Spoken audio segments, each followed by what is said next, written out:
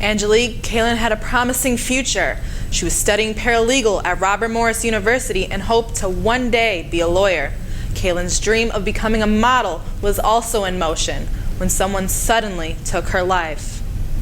I love you! A father's scream of pain and hurt for the daughter he lost. Miss you. You hear me? I'm gonna miss you! Love it to death.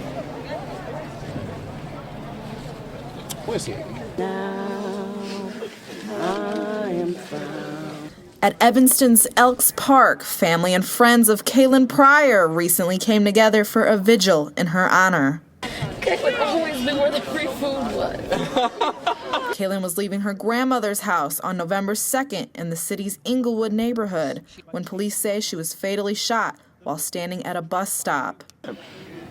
She always wanted to be a lawyer, and she could have been one. You know, Kaylin was one day away from signing a modeling contract. She won the Mario Ciccocci Make Me a Model contest in September. I don't understand the logic behind taking someone's life that never did anything to you. Kaylin never did anything to anyone. The reward for finding Kaylin's killer stands at $10,000. Anyone with any information is urged to contact Chicago Police Department. All Kaylin wanted to do was eat, dance, and just live life. Kaylin never did anything. Loved ones say they won't rest until her killer is brought to justice. I hope he turned himself in, because it only makes it worse. Kaylin, you a star! You made it! You a star! A friend of Kaylin's also at the bus stop was wounded. The 15-year-old boy is still recovering. Police say they don't have any leads. Her funeral was held November 14th. Back to you. Apps, social media, and the internet at the palm of our hands, it appears that pornographic magazines are a thing of the past. Playboy is doing something it's never done since the magazine started in the 50s. It's covering up the women who appear on its pages. Playboy, a magazine that took part in the sexual revolution, is getting a facelift. The biggest change? No more nude photos. The world has moved on in terms of what is considered risque, and Playboy has not. Playboy will still continue to publish sexy, seductive photos and include the iconic Playmates, but the magazine is putting more emphasis on the stories and interviews. Playboy does have some good readings. What Playboy does now can be seen almost in any underwear ad. The magazine says that for the past year, Playboy has a 400% increase online since making the changes to the website. Looking at Playboy specifically, like a lot of people, it's like their intro to, their own kind of like sexuality and interests, and that's valuable in a culture. We don't want to get things backwards, and the internet is definitely not the place to learn about those things. Playboy, it seems to me, had to make a decision, either to go to hardcore, really porn direction, or to stay a magazine for men who like to read. Playboy already made changes to the website last year. Web traffic is receiving 12 million more users a month. The answer to the question probably isn't that the nudes need to leave. I mean, I'm sure there are things that we could change about the way that we're presenting, nude photographs and stuff, and social media has a lot to do with that. Playboy says the magazine will continue to stay true to the core values with the new vision of the magazine. More details on the changes will be announced in the upcoming months. You can expect to see the new Playboy in March of next year. The much talked about movie Chirac had an exclusive premiere downtown. Since director Spike Lee released the title of the movie, some have questioned how he portrays violence in Chicago. Welcome to Chirac! Chirac, where we at? Chirac, the name Yahoo News says Chicago coined from youngsters that live here, that compares the city to a war zone. This movie's about a tale of two cities. Director Spike Lee received a lot of backlash from the name alone. Some Chicagoans who saw the movie are not happy with how he portrayed the city's gun violence on the big screen. It would have kind of been better if they would have portrayed what was really going on, Like, I feel like that ain't what's really going on every day in Chicago. I feel like it was a slap in the face to Chicago and, like, what we're going through. The film is based off the Greek satire Lysistrata, but some Chicagoans say the film doesn't properly portray the city's violent epidemic. we are facing such a serious problem here. It was really not a time for it to be made into a joke. All rights of access. The movie is about a group of women abstaining from sex until their men stop the violence. And the women not really protesting to stop it. The stars of the movie say they don't understand why it's getting so much backlash. When someone is trying to make a difference in the change in their city, what could be wrong with that? And when Spike Lee calls, especially with a mission, you don't turn him down. He called and said he wanted to save lives. I have to say I'm deeply offended that somebody could take the title of the film and try to spin that into some sort of a controversy. The controversy is what is going on in the streets. The film is Amazon.com Studios' first full-length production. Chirac is now playing at select theaters nationwide. Putting in a 2-week notice seems to be the professional thing to do, but that may not always happen. Let's take a look at what some say you should not do when trying to quit your job.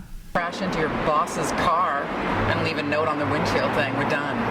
My manager and me were like texting, and pretty much we just kind of ended it over text message. Probably the worst way to quit your job is to probably maybe go off on your boss. Maybe smack your boss, throw his stuff on the floor, or something like that. And end up on the internet somehow. Right. End up on YouTube or something like that. Probably just leaving and not giving any notice, like your 2-week notice that you don't want to do the job anymore. I feel like that's just courteous to give a 2-week notice. Yeah, or just not showing up for your next scheduled shifts. Is to not put in a 2 weeks notice and to just quit. What's the worst way you quit a job? That was the worst way. So, the next time you're trying to quit a job, do not text your boss or end up being the next viral sensation.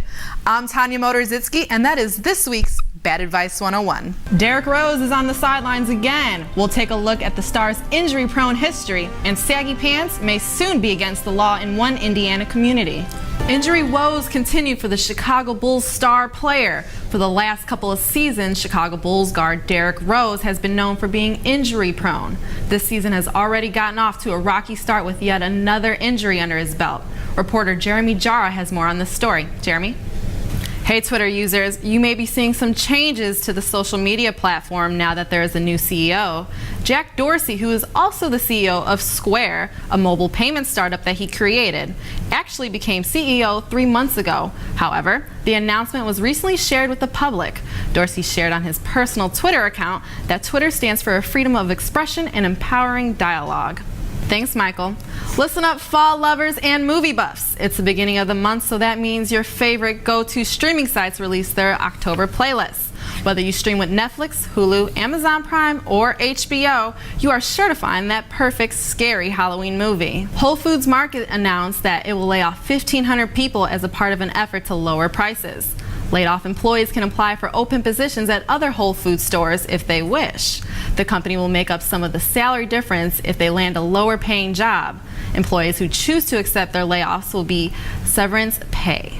Employees will also receive an extra payout of 8 weeks' salary if they agree not to reapply at Whole Foods for 6 months. Coming up next, our reporter will show you what new fashion trends can be seen here at Columbia. The IRS scam hitting hard this tax season, plus new technology on how to stay safe.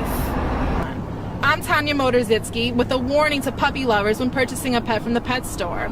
The I-Team has what to look out for next. We've all heard the saying, how much is that dog in the window? Well, before you buy, this group has a message you'll want to hear.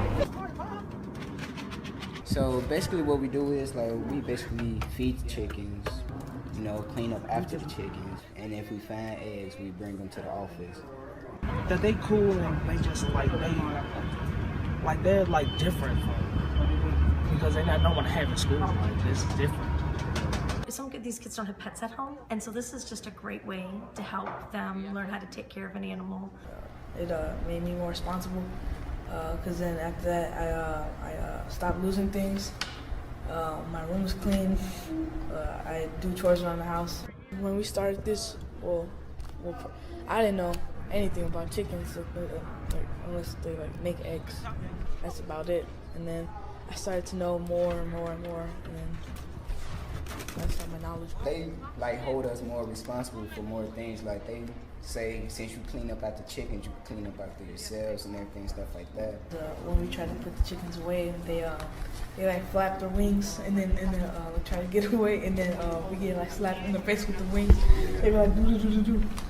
Yeah, we do get slapped a lot, and surprisingly they do hurt. Why you scared, bro? You making it worse.